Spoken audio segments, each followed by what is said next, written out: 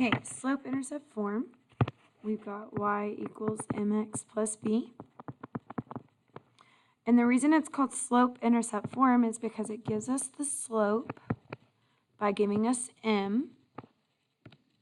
And the intercept is this b, and that's going to be the y-intercept later.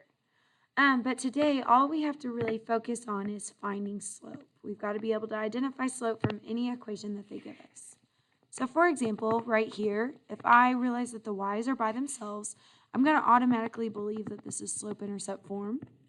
And I'm just going to be looking for the number in front of my x because that's where my m is. So for this first example, my slope would be 3/4. Occasionally, you'll see a different example, like on your STAR test, that might have y equals, and then it'll have a number standing here, and then have your x's. Don't let this fool you. All they're doing is they're just switching the order of the mx and the b. They put the b first, and then their m and an x. You're still looking for whatever number happens to be in front of your x, which in this case would be -2. Now, we introduced point-slope form the other day on page 15, linear functions. This is the weird one. We haven't really seen it before. Y minus y1 equals m parentheses x minus x1. The reason it's called point-slope form is because they're going to provide you with a point, meaning an ordered pair, x, y, which is where they get these little weird x's and y's, the x1, y1.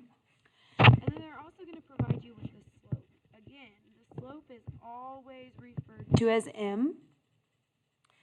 So if we were to line up our equation underneath our example, y minus y1 equals m parentheses x minus x1, we would easily be able to recognize that our m is whatever is in front of that parentheses, in front of that x yet again. So my slope for this problem would be -3. And this last form, it's a little bit different. It's got some capital letters in it, ax plus by equals c. The reason we call it standard form is because our x and our y are on the same side.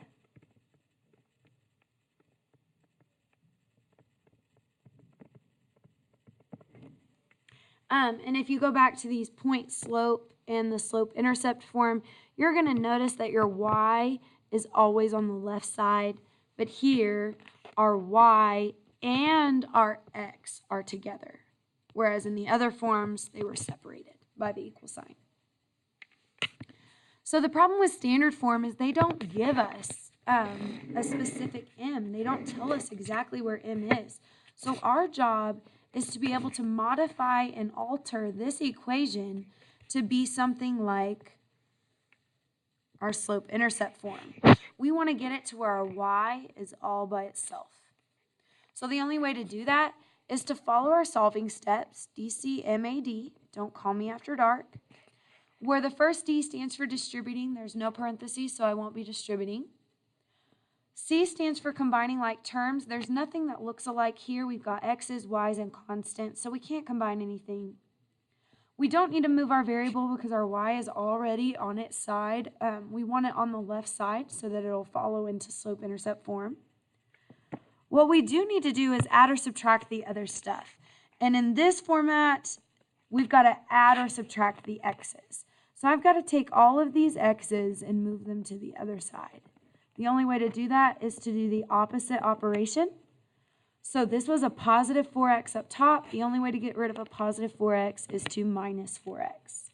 Once I've done that, it cancels on the left side and leaves me with -7y equals. And if we are going to follow slope-intercept form, that means I want it to be y equals mx plus b format. I'm going to write my x's first, and then move this number that's standing by itself out to the side so that it can be my b. The reason I put +7 is because originally this 7 is a positive 7, therefore I've got to put a plus sign.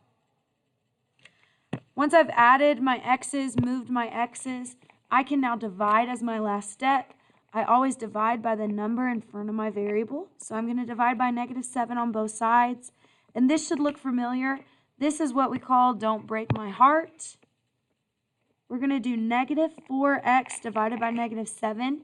And that's going to give me a +4/7 x. Because when I put this in my calculator, -4 divided by -7, I'm going to get a decimal. Then I'm going to press math, enter, enter to get it back to a fraction form.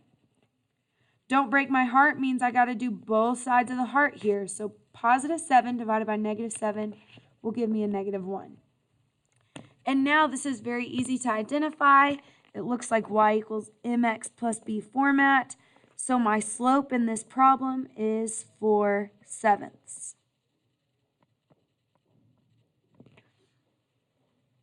For most of us, that feels pretty long. So I'm going to teach a shortcut real fast. This is going to be a very quick shortcut, and it's something you're just going to have to remember. I want you out here by standard form, I want you to write m equals opposite of A over B. And I want you to put like stars or squigglies or something so that it's important to you. They don't give you the slope at the beginning of the problem, but if you remember the shortcut, you do not have to do all this work to get to your slope.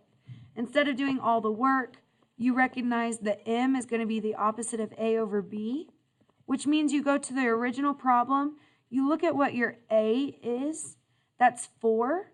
The opposite of +4 makes it -4. And then your B in this original problem is -7.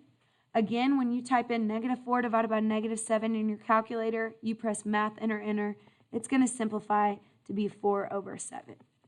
So there are two ways to get the slope whenever we're talking about standard form, but the fastest way is to remember the shortcut opposite of A over B.